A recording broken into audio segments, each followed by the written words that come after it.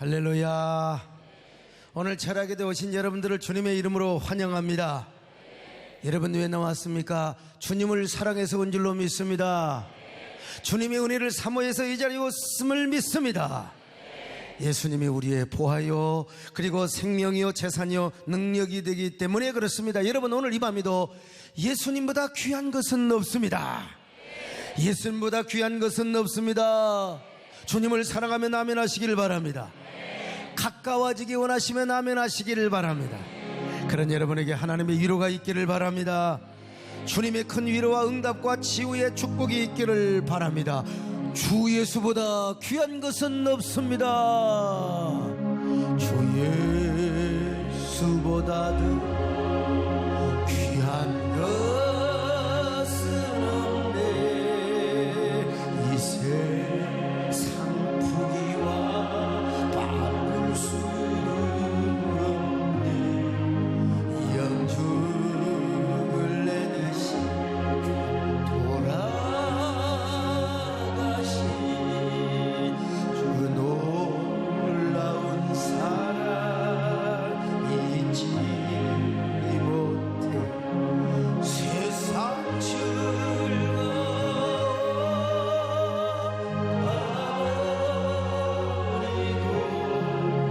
세상 자랑도 어렵네. 주 예수보다도 귀한 것은 없네. 예수 없네. 우리는 사울을 잘 압니다. 이 사울이 생명나무를 선택해야 되는데 어느 기로점에서 선악과를 선택해서 영영 망조의 길을 걸어가게 되었습니다. 멸망의 길, 죽음의 길, 망조와 불행의 길을 완전히 걸어가게 된 것이죠. 자, 그러면 사울은 어떻게 선악과 나무를 선택했는가? 오늘 이 부분을 공부하려고 합니다. 첫째로 사울은 자기 중심성의 삶을 살았어요. 그러니까 이렇게 자기 중심성의 삶을 사는 사람은 교만의 선악과를 선택할 수밖에 없는 거요. 사울이 그랬습니다. 그는 왕이 되기 전에는 굉장히 인간적으로 볼 때는 겸손의 사람이었습니다. 사람들 앞에서 잘난 척도 하지 않고 굉장히 낮은 자세로 사람들을 대했습니다. 왜냐하면 백성들이 사울을 왕으로 세우려고 할 때 사울은 사람들을 피하여 짐 보따리들 뒤에 숨을 정도로 굉장히 수줍음을 탔고 굉장히 겸손한 사람처럼 보였지요. 자, 사무엘상 10장 22절 같이 봅니다. 시작. 그러므로 그들이 또 여호와께 묻되 그 사람이 여기 왔나이까? 여호와께서 대답하시되 그가 짐보따리들 사이에 숨었느니라 하셨더라. 사무엘은 모르지만 하나님은 짐 보따리 사이에 숨어 있는 걸 다 아셨어요. 근데 이상한 게요, 왕이 되고 나서부터 점점 사람이 달라져요. 그가 자기를 세우신 하나님을 높이고 하나님을 왕으로 삼으며 하나님이 이스라엘을 다스리도록 해야 하는데 사울은 그것이 안중에도 없었어요. 나는 하나님의 심부름꾼이다. 진정한 이스라엘의 왕은 하나님이시다. 하나님이 나를 통하여 신정주의 나라가 되게 하여 주옵소서. 그런 마음을 가지고 정치를 했어야 되는데 이 왕이 되고 나서부터 완전히 사람이 달라지게 되었던 것입니다. 자기를 세워주시고 왕으로 삼아주시는 하나님에 대해서는 전혀 감사하는 마음도 없었고, 또 어떻게 하면 하나님을 기쁘시게 할 것인가, 어떻게 하면 하나님께 영광을 돌릴 것인가, 이런 하나님 중심성의 삶을 살지도 않았고 정치를 하지도 않았단 말이죠. 그는 어떻게든지 자기 정권을 더 튼튼히 하고 권력을 견고하게 할 것인가, 하나님이 영광을 받건 말건 신경 쓸 겨를도 없고요, 오직 자기 아성만을 쌓아요. 그것도 바로 민의를 중시한다고 그 포퓰리즘, 여론을 중시하면서 말이죠. 그러다 보니 사울은 어느새 완전히 교만한 사람으로 바뀌어지게 된 것입니다. 하나님이 두렵지도 않고 무섭지도 않았습니다. 그저 하나님은 경외의 대상이 아니라 거래의 대상이 되고 만 것이요, 흥정의 대상이 될 뿐이었습니다. 참 어떨 때는요, 자기가 하나님보다 더 높은 사람이 되어버리고 말았던 것입니다. 여러분, 오늘 우리도 마찬가지입니다. 어느 때 내가 교만하게 되면은요, 내가 교만한지를 몰라요. 이 교만한지를 몰라. 내가 얼마나 교만한 사람인지를 모르고 하나님이 두렵지도 않습니다. 무섭지도 않습니다. 하나님이요, 거래의 대상이고 흥정의 대상이 되는 것을 봅니다. 아니, 우리도 하나님보다 높은 사람이 되어버릴 때가 있습니다. 여러분, 얼마나 불행한 사람입니까? 여러분, 언제까지, 죽는 그날까지 겸손하시기를 바랍니다. 겸손의 종들이 되시기를 바랍니다. 그게 뭐요? 내가 누구인가 주제 파악을 하는 거요. 사랑하는 여러분, 우리 하나님 앞에서요, 낮아지는 사람이 될 뿐만 아니라 주제 파악을 하시기를 바랍니다. 겸손히 주님을 잘 섬기시기를 축원합니다. 겸손히 주를 섬길 때 괴로운 일이 많으나 구주여 내게 힘주사 잘 감당하게 하옵소서. 다시 한번 겸손히 주를 섬길 때 괴로운 일이 많으나 구주여 내게 힘주사 잘 감당하게 하옵소서. 여기서 우리가 근본적인 질문을 하나 할 필요가 있어요. 겸손이란 무엇인가? 겸손이란 무엇인가? 분명히 사울이 왕이 되기 전에는 인간적으로 볼 때 굉장히 겸손한 사람인 것처럼 보였어요.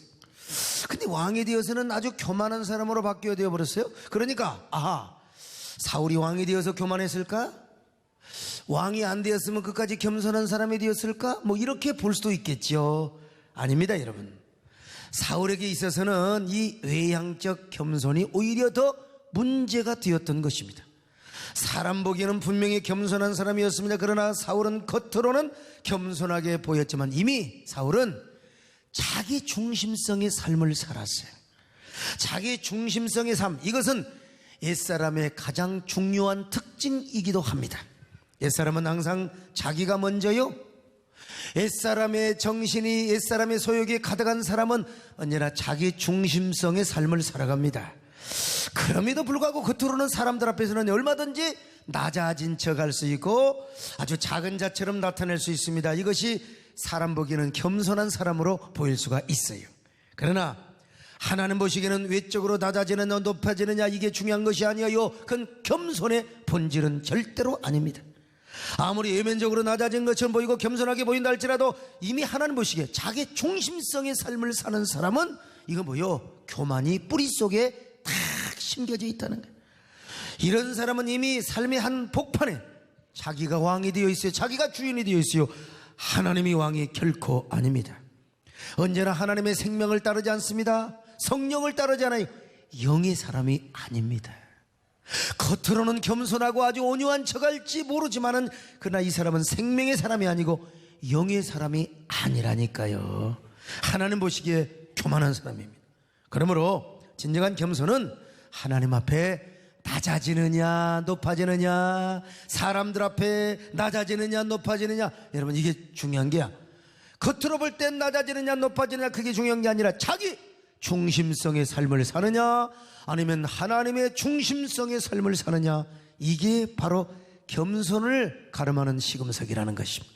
사람 보기에는 아무리 낮아지는 삶을 사는 것 같아도 그저 자기 중심성의 삶이 뿌리채 깊이 박혀 있으면 언젠가 어떤 계기를 막론하고 반드시 교만이 나타나게 되어 있습니다.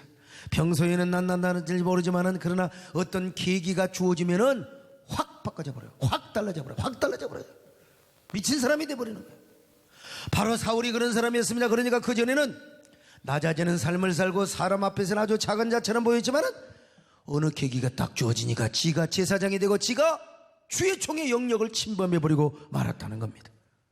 여러분, 당시에는 전쟁을 하기 전에 자기가 섬기는 수호신에게 제사를 드리는 관습이 있었어요. 이방신을 섬기는 이방인도 그렇거니와 하물며 이스라엘 백성들이야 당연히 하나님께 제사를 드려야 되는데 그 제사는 누가 드리느냐? 제사장이 드리는 것입니다. 그런데 이 사울은 제사장의 영역을 침범해버리고 말았단 말입니다. 이것은 곧 교만이고 죽음이라고 할 수 있습니다. 아니 아무리 왕이라도 당신은 제사장을 대신해서 제사를 드릴 수가 없는 거예요. 오늘날 교회 예배권이 목사에게 있는 것처럼 당시의 모든 제사 그리고 예배가 제사장에게 있었단 말이요. 그런데 그것을 침범하면 하나님의 영역을 침범하는 거나 마찬가지란 말입니다. 이것은 곧 교만이고 죽음이에요. 여러분 신앙생활 하면서요 하나님의 영역을 침범하지 마시기를 바랍니다. 여러분들이 똑똑하다고 여러분들의 힘으로 교회를 끌고 가려고 하지 마시기를 바랍니다. 어떤 경우도 주의 종의 영역을 침범하지 마시기를 바랍니다. 여러분 현실적으로 주의 종보다 높아지려고 하지 마시고요. 그저 교회 생활하면서 나를 낮추면서 할 수 있으면 주의 종의 가르침과 지도력에 순응하며 내가 옳다고 생각했지만은 목사님이 성경을 풀어서 또 목사님이 기도하고 권면하는 것 여러분 좀 겸손하게 들을 수 있기를 바랍니다. 이게 뭐예요? 겸손이라니까. 겸손 중에 하나예요. 주여 오늘도 우리가 겸손하게 하여 주시옵소서. 아멘. 주여 겸손 오늘 하루 하루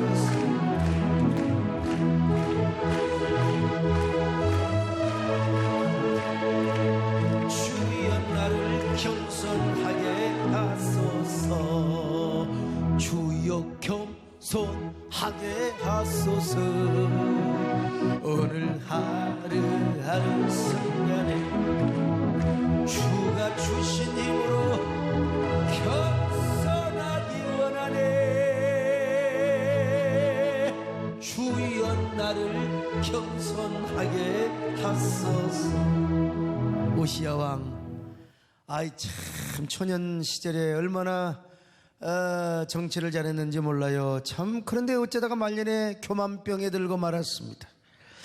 자기가 하는 일이 너무나 형통하고 범사에 하나님이 복을 주시는 것 같으니까 어느 날 교만병이 들어가지고 성전에 가서 제사장만 분향을 할 수 있는데 세상에 분향을 하려면은 저 성소 맨 앞에 저 지성소 앞에까지 가야 되는데 왕이 탁 가가지고 분향을 해버리는 거요. 제사장들이 가가지고요 왕이요 그러면 안 됩니다. 이건 하나님이 기뻐하시는 바가 안 됩니다. 그러니까 거기서 깨달아야지. 니들이 뭔데 왕이 하는 것을 함부로 판단하고 함부로 말이야 간섭하느냐. 혈기를 부리며 그냥 성질 있는 성질 없는 성질을 다 버렸어요. 그 순간 나병 이걸 뭐라고 하죠? 한센병이 들어버리고 만 거예요. 한센병은 주로 이게 발병이 되어도 한 3년 후에 나타난다고 하지 않습니까? 사실은. 근데 그 순간에 발병이 되어버리고 말았어요.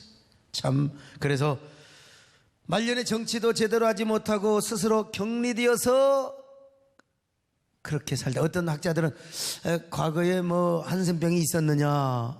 그러니까 전염이 되었으니까 후궁의 별처에서 그냥 갇혀가지고 그렇게 살다가 죽었을 거 아니겠습니까? 자, 이 역대하 26장 21절 같이 봅니다. 시작. 우시야 왕이 죽는 날까지 나병 환자가 되었고 나병 환자가 되매 여호와의 전에서 끊어져 별궁에 살았으므로 그의 아들 요담이 왕궁을 관리하며 백성을 다스렸더라. 여러분 사울이 그랬습니다. 사무엘이 제때 오지 않는다고 월권을 했어요. 믿음으로 사무엘을 좀 기다렸으면 안 좋았을까요? 그런데 참지를 못하고 그는 자기가 월권에서 번제를 드려버리고 말았습니다. 오늘 8절로 9절 같이 봅니다. 시작. 사울은 사무엘이 정한 기한대로 이레 동안을 기다렸으나 사무엘이 길갈로 오지 아니하매 백성이 사울에게서 흩어지는지라 사울이 이르되 번제와 화목제물을 이리로 가져오라 하여 번제를 드렸더니. 여러분 그래서 하나님이 사울을 버리고 다윗을 택하기로 작정을 했던 것입니다. 여러분요 내가 사울을 선택한 것을 후회하노라. 네 나라가 끊어지고 이제는 다윗을 통하여 영원한 나라를 만들리라고. 얼마나 억울합니까? 무엇 때문에? 교만의 선악과를 선택하였기 때문에. 이제 와서 후회해도 소용없는 일이지만 참 얼마나 억울한 일입니까? 그런데 여러분, 이런 교만의 뿌리와 근원이 어디서 나오느냐? 이건 사람 보기에 낮아지고 높아지고 그게 아니에요. 자기 중심성의 삶이요. 자기 중심성의 삶을 사니까 여러분, 자기도 모르게 욕망의 바벨탑을 쌓고 자기도 모르게 교만의 바벨탑을 쌓는다 이 말입니다. 여러분, 오늘날 그런 경우 얼마든지 볼 수 있어요. 이상하게 망할 사람은 이상하게 뭐가 좀 잘 되는데, 좀 잘 나가면 얼마나 좋아요. 뭐가 좀 잘 나간다고, 뭐가 좀 형통한다고, 여러분 잘 나간다고 교만병이 됩니다. 교만병. 근데 교만병이 들면 내가 교만한지도 몰라요. 내가 하나님 앞에 얼마나 거만한지도 몰라요. 교만하지 않아도 되는데 쓸데없이 교만하기 시작합니다. 어떤 계기가 주어져요. 저 사람 인격적으로 보이고 아주 굉장히 겸손한 사람처럼 보이지만 아니요. 계기만 주어지고 그런 환경만 딱 주어지면 왜 그렇게 교만의 선악과를 그냥 한 개만 따먹는 게 아니야. 그냥 탓으로 그냥 바구니로 따먹는다 이 말이에요. 아니 그렇게까지 안 해도 되는데 왜 그렇게 교회를 자기가 끌고 가려는지 몰라요. 교회 권위를 막 흘러내리고 박살내고요. 주의 종의 영역 위에 올라가서 주의 종의 상투 끝털이 머리 위에 올라가서 자기가 헤드십을 발휘하려고 한다 이 말이지요. 여러분, 근데 그 사람들이 하는 말은 참 얼마나 옳은 소리만 하는지 몰라요. 개혁정신도 많고 얼마나 정의감도 투철하고 얼마나 그런데 교회를 공격하고 그리고 막 주의 종을 막 흔들어대는 걸 사명으로 알고 업으로 하는 사람이 있다 이 말이죠. 여러분, 그런 사람들 대부분 영적으로 보면은 자기 중심성의 삶을 삽니다. 성경도 다 자기 아준인석격 전부 아준인수격으로 갖다 붙여서 자기 중심성으로. 근데 겉은 도덕과 윤리의 가면을 쓰고 언제나 정의감과 개혁을 앞세우는데, 그러나 하나님 보시기에 그 모습은 교만의 뿌리가 가득하다, 자기 중심성의 삶으로 가득하다고 아마 대부분 그렇게 하나님 눈에 보이실 거예요.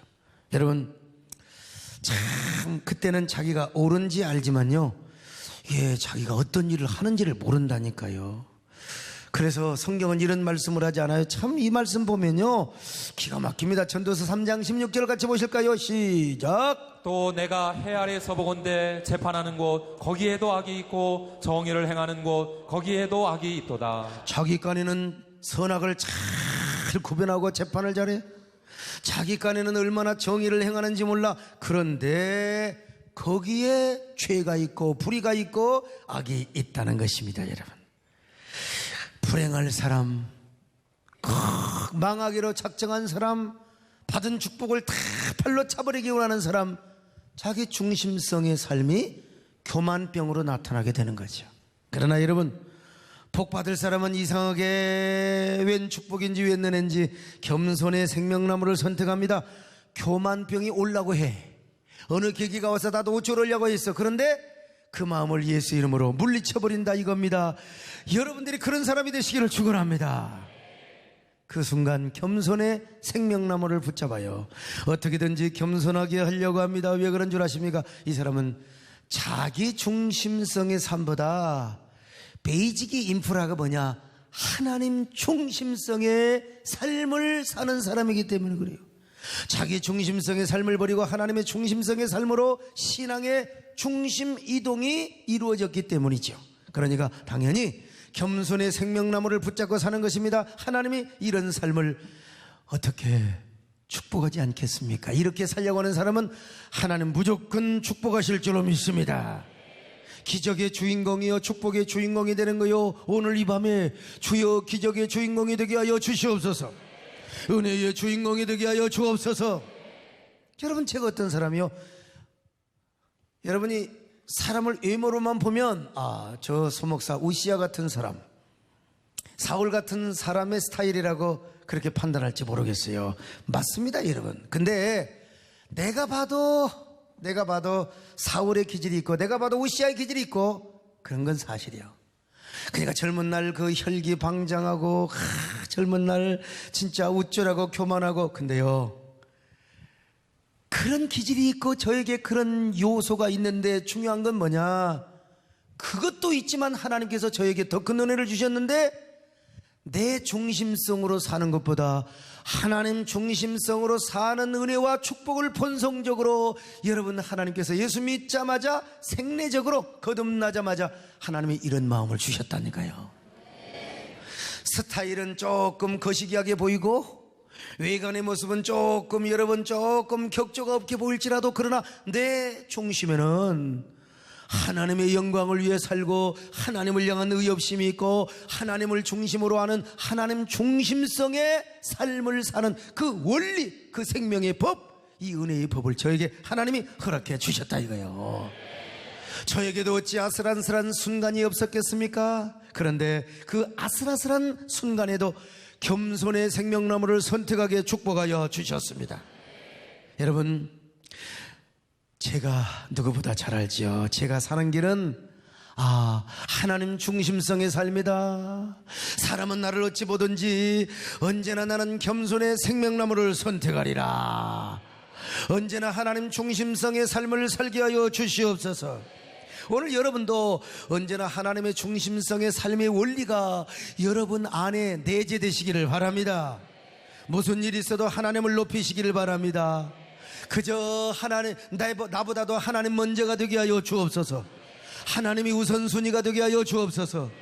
그리고 나는 언제나 하나님 앞에 항복하고 하나님의 통치와 다스림 속에 살게 하여 주시고, 언제나 하나님 앞에 낮아지는 자가 되게 하여 주옵소서. 복종하는 자가 되게 하여 주옵소서. 항복하는 자가 되게 하여 주옵소서. 언제나 하나님을 왕으로 모시게 하여 주시옵소서.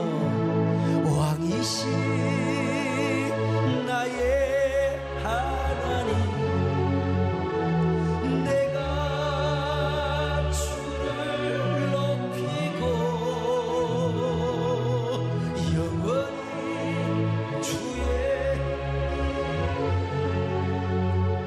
성전하리. 이다 예수 우리 왕이여, 예수 우리 왕이여, 이곳에 오셔서 보좌로 주여 임하사 찬양을 받아 주소서. 주님을 찬양하오니 주님을 경배하오니 왕이신 예수여 오셔서 좌정하사 다스리소서. 주님을 찬양하오니 주님을 경배하오니 왕이신 오셔서 좌정하사 다스리소서. 여러분, 저라고 왜 혈기방장, 저라고 왜 교만하고 싶은 마음, 왜 그런 게 없겠어요? 저라고 왜 자기 중심성에, 나도 옛사람이 아직 있고 나도 아직은 온전히 성화되지 못한 사람인데, 그러나 그것보다 하나님의 중심성의 삶의 원리가 모든 옛사람의 소욕을 눌러버리는 거야. 나도 때로는 선악과를 선택하고 싶고 참 교만하고 싶을 때가 있어요. 그러나 여러분, 그 교만의 선악과를 선택하는 욕구보다 더 많은 게 뭐냐, 생명나무를 선택해야 한다는 그러한 하나님 중심의 중심성의 삶의 원리, 그 욕구가 여러분 다른 모든 것들을 다 눌러버린다니까요. 여러분, 눌러버리시기를 바랍니다. 그걸 이기시기를 바랍니다.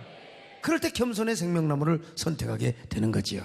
두 번째, 불순종의 선악과를 선택했네요. 당연히 자기중심성의 삶을 사니까 불순종의 선악과를 선택할 수밖에요. 이 사울이 아말렉과 전쟁을 할 때였습니다. 아말렉은 이스라엘 백성들의 출애굽을 할 때 얼마나 원수 노릇을 했는지 몰라요. 그래서 하나님은 사무엘을 통하여 사울에게 아말렉을 다 진멸해버리라, 이거야말로 하나님이 사울에게 주셨던 그레이트 미션, 그야말로 대사명이요. 그걸 순종하면 얼마나 좋아요. 그러나 사울은 하나님의 명령에 100% 순종하지를 않았습니다. 아각 왕과 살찐 짐승을 죽이지를 않았다는 것입니다. 사무엘상 15장 8절로 9절을 보시겠습니다. 시작. 아말렉 사람의 왕 아각을 사로잡고 칼날로 그의 모든 백성을 진멸하였으되 사울과 백성이 아각과 그의 양과 소의 가장 좋은 것 또는 기름진 것과 어린 양과 모든 좋은 것을 남기고 진멸하기를 즐겨 아니하고 가치 없고 하찮은 것은 진멸하니라. 참, 여러분, 우리 하나님께서는 뭐라고 명령을 하셨습니까? 사무엘상 15장 2절로 3절을 보면요, 뭐 그냥 아이와 우양과 낙타와 나귀를 다 죽여버리라고 했어요. 이거 한번 확인해 볼까요? 사무엘상 15장 2절로 3절 시작. 만군의 여호와께서 이같이 말씀하시기를 아말렉이 이스라엘에게 행한 일 곧 애굽에서 나올 때에 길에서 대적한 일로 내가 그들을 벌하노니 지금 가서 아말렉을 쳐서 그들의 모든 소유를 남기지 말고 진멸하되 남녀와 소아와 젖 먹는 아이와 우양과 낙타와 나귀를 죽이라 하셨나이다 하니. 자, 그러면 이 영광스러운 대사명에 순종을 하는 것은 사울이 복받는 위대한 기회란 말이죠. 그런데 사울은 아각 왕을 안 죽이고 또 살찐 짐승들을 죽이지 않았단 말입니다. 아각 왕을 왜 안 죽였을까? 왕일수록 죽여야 되지 않습니까? 적장을 죽여야 되지 않습니까? 성경이 나오진 않았지만 그렇게 한번 상상을 해보는 것입니다. 왜 안 죽였을까? 아마 정치적인 목적 때문에, 정치적인 어떤 그 놀이개거리로 삼으려고. 그래서 이제 사울이 가는 곳곳마다 아각 왕이 사울의 나팔수가 되는 겁니다. 여러분, 저는 폐하 사울 왕의 덕분에 이런 은덕을 입어서 이렇게 생명이 부지하게 되었습니다. 원수를 이처럼 사랑하는 사울왕의 그 측은지심의 마음, 그 넓은 그릇. 야, 제가 보니까 사울왕이 얼마나 마음이 바다처럼 넓고 하늘처럼 높은지를 몰라요. 이스라엘 백성들이여, 이런 위대한 왕을 여러분의 왕으로 모신 거 감사하시기를 바라고, 우리 사울왕을 존경합시다. 그리고 사울왕을 따릅시다.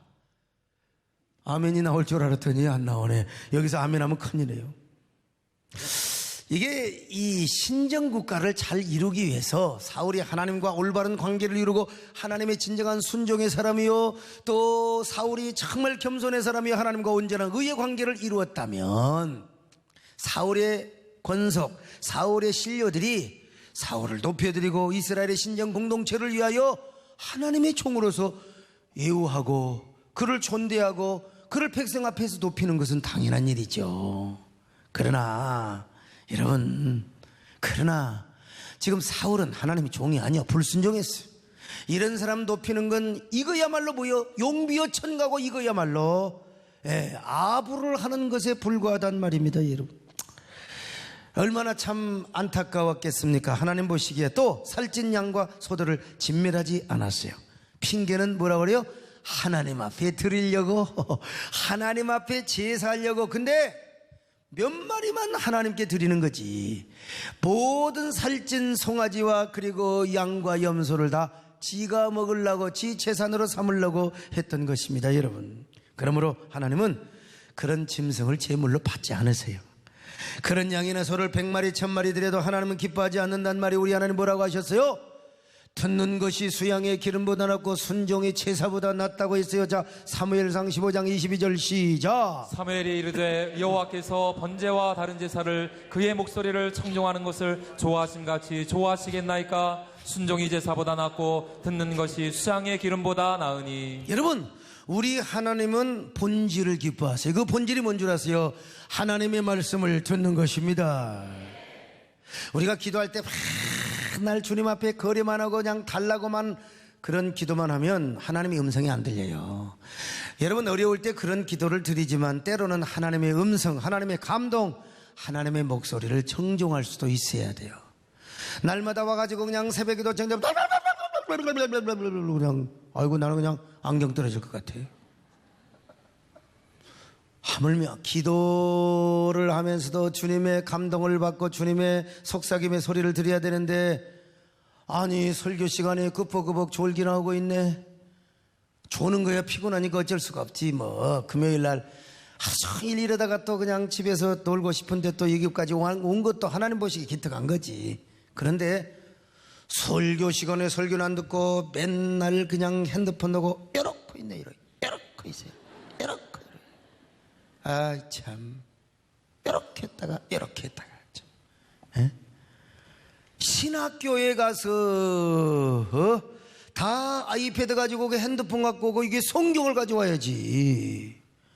그래가지고 이제 성경을 보는데 이렇게 해서 찾고 이렇게 해서 찾으니까 어떤 신학생이 가만히 팔짱 끼고 있어요. 왜 이렇게 하느냐고 했더니 배터리가 나갔다고. 여러분, 본질은 뭐냐? 말씀을 듣는 겁니다. 할렐루야. 말씀은 안 듣고 핸드폰 검색이나 하고 말이요, 그냥 뭐 딴 생각 무슨 머리요 문자하고, 이거 하나님 기뻐하지 않아요. 여러분, 말씀을 듣는 것이 본질입니다. 그리고 그 말씀에 순종하는 것입니다. 재물 자체는 비본질이 될 수 있어요. 물론 모든 재물이 비본질이라 그렇게 말하면 안 되죠.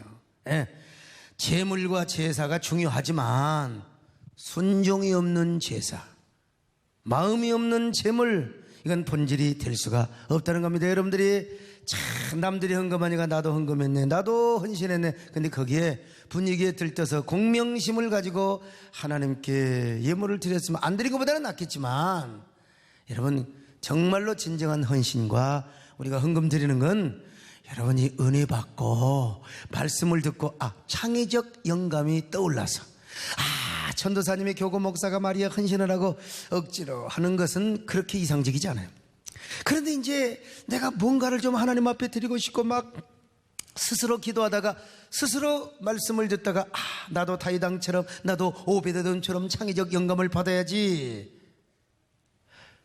여러분, 수많은 사람에게 하나님께서 성전 건축에 대한 감동을 스쳐가도록, 여러분 우리도 그럴 때가 있지 않습니까? 딱 그냥 뭐 기도하다가 아니면 세수하다가 아니면 성경을 보는데 확 스쳐가는 게 있어요.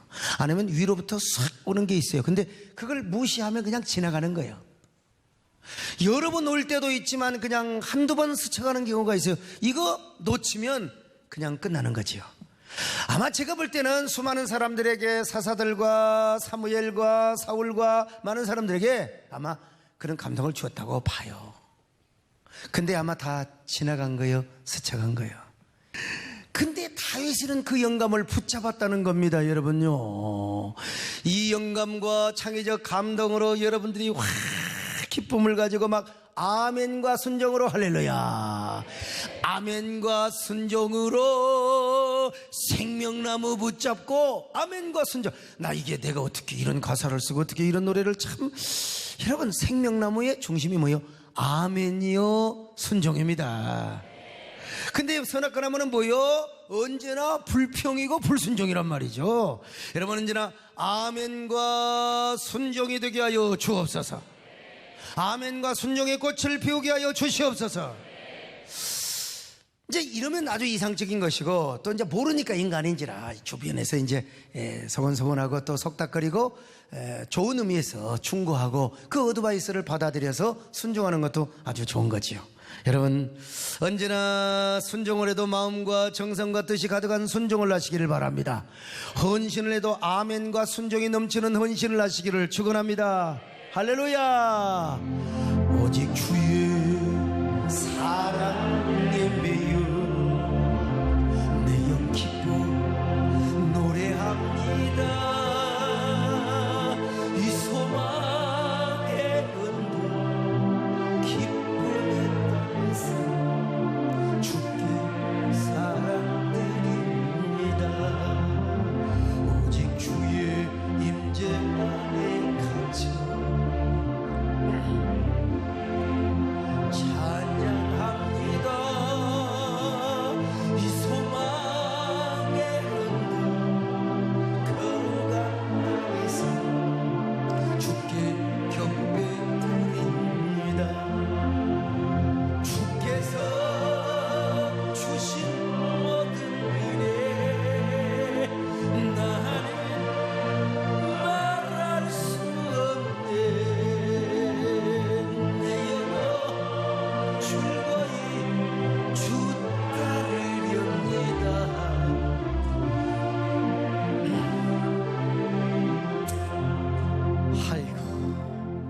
그런데 사울은 아말렉의 꼴도 보기 싫은 짐승들은 죽여버리라고 했는데 세상에 그것을 하나님께 제물로 드린다.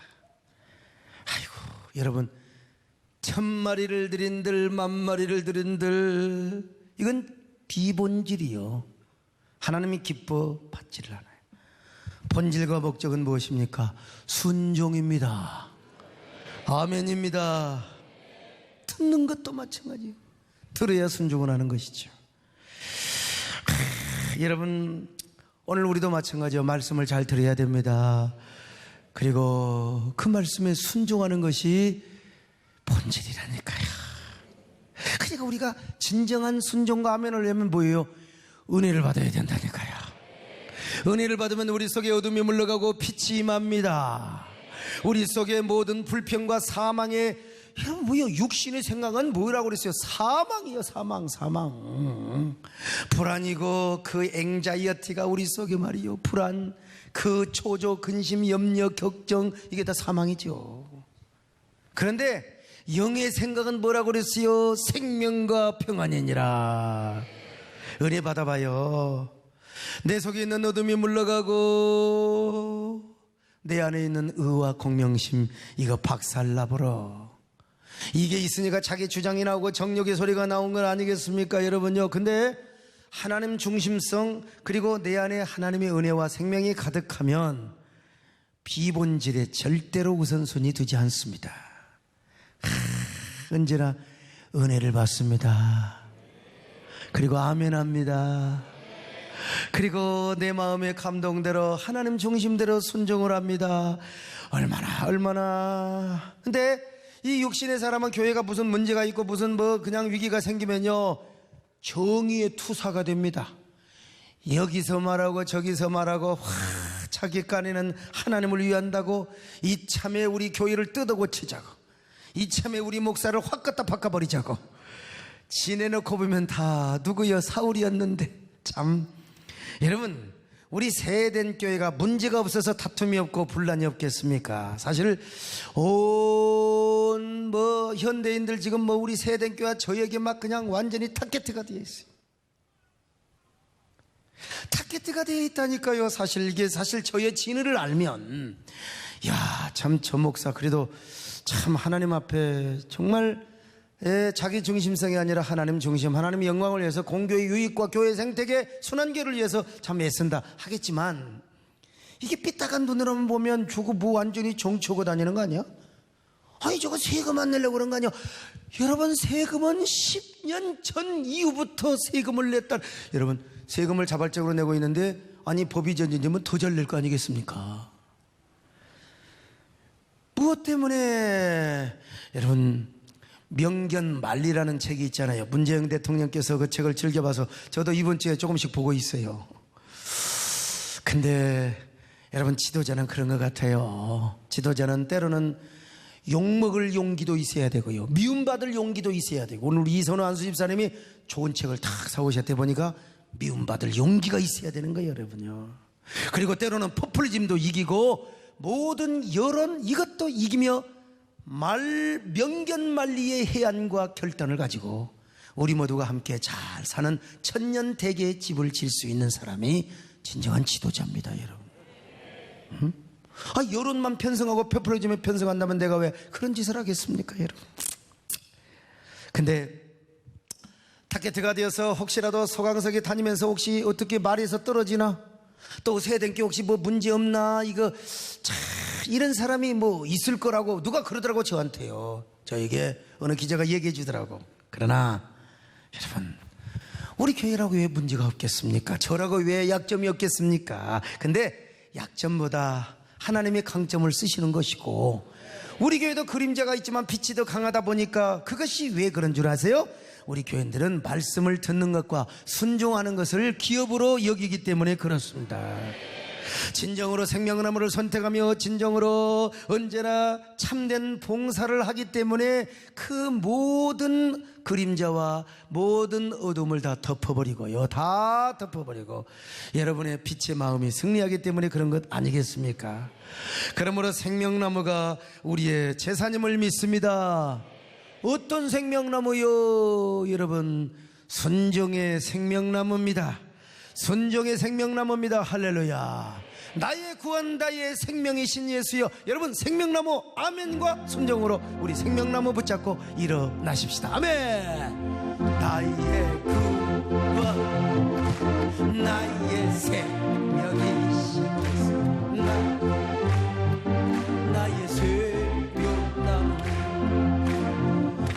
나의 사랑, 나의 누이신 당신은 나의 생명나무. 에덴 동산 중앙에 생명과 실에 지으며 푸르름 가득했던 생명나무. 원망과 불평하지 아멘과 순종이여. 아멘과 순종으로 내 생명나무 붙잡고 일어서리라.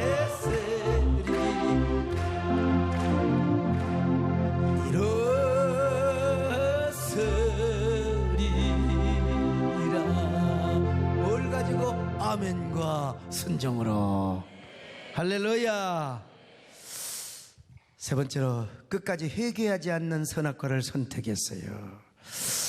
여러분, 누구나 죄질 수 있어요. 넘어질 수 있습니다. 저도 마찬가지고. 회개하면 되는 거예요.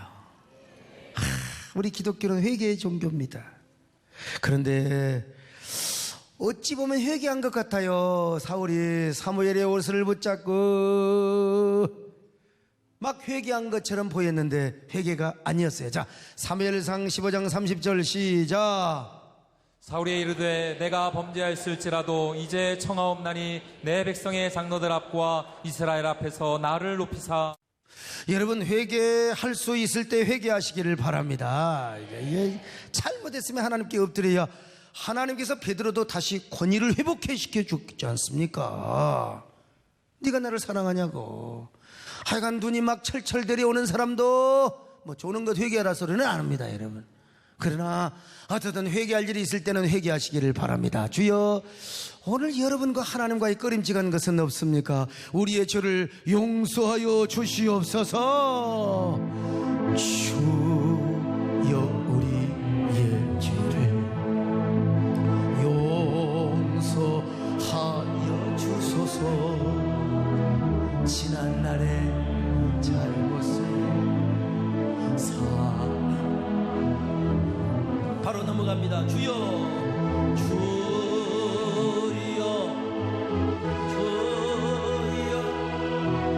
나의 죄를 위하여.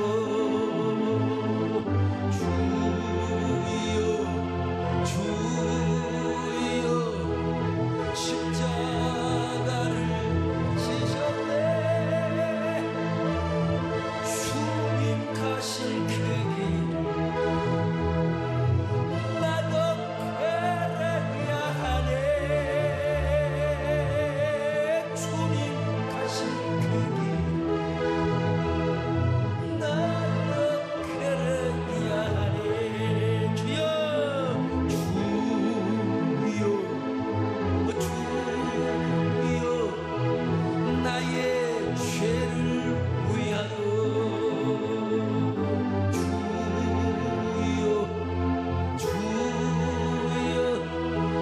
십자가를 지셨네. 주님 가신 그 길 나도 걸어야 하네. 주님 가신 그 길 나도 걸어야 하네. 네 번째로, 신접한 여인을 찾는, 한마디로 무당 찾는 선악과를 선택했어요. 아니, 아무리 심란하고 아무리 그렇다 하더라도 왜 무당을 찾아갑니까? 자, 사무엘상 28장 7절입니다. 시작. 사울이 그의 신하들에 이르되 나를 위하여 신접한 여인을 찾으라. 내가 그리로 가서 그에게 물으리라 하니 그의 신하들이 그에게 이르되 보소서 엔돌에 신접한 여인이 있나이다. 여러분, 주의 종을 찾아야죠. 하나님 앞에 찾아와서 기도해야죠. 기도해서 응답을 받아야죠. 왜 무당을 찾아가요? 이 고개 숙이고 있는 사람은 지금 무당 찾아간 사람 아니겠죠? 예. 그래서 이 사울은 저주의 비극이 후손 대대로 다 후손인 가문이 문을 닫을 정도로 저주의 비극이 임하고 만 것입니다. 여러분, 우리는 언제나 하나님을 찾아야 됩니다. 기도해야 됩니다. 상담을 해도 여러분, 우리 교구 교육자들과 상담을 하시고 의논을 하셔야지요. 그것이 뭐요? 생명나무를 선택하는 지름길입니다, 여러분. 그러므로 우리는 사울처럼 선악과를 선택하지 말고 생명나무를 선택하십시다. 그것이 성도의 지혜요 축복이요 영광이기 때문에 그렇습니다. 우리 모두 이 밤에 이런 생명나무를 선택하는 저와 여러분 되시기를 주님의 이름으로 축원합니다. 할렐루야.